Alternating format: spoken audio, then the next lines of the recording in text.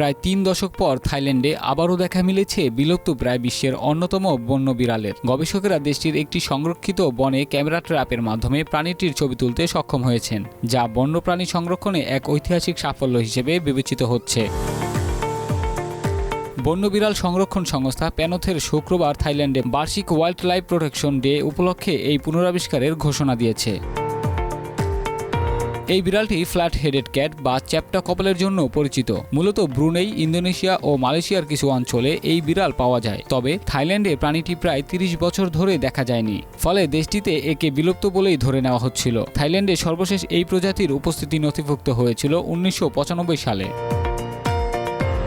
প্যানোথেরার তথ্যমতে এটি ছিল এই প্রজাতিকে খুঁজে বের করার জন্য পরিচালিত সবচেয়ে বড় জরিপ। গবেষকরা থাইল্যান্ডের দুর্গম এলাকায় দীর্ঘ সময় ধরে অনুসন্ধান চালান। ২০২৪ ও ২৫ সালে থাইল্যান্ডের সাংচুয়ারিতে স্থাপন করা রিমোট ক্যামেরা ট্র্যাপে ফ্ল্যাট হেডেড ক্যাটের ছবি ধরা পড়ে। এটি ১৯৯৫ সালের পর দেশটিতে প্রাণীটির প্রথম প্রামাণ্য উপস্থিতি।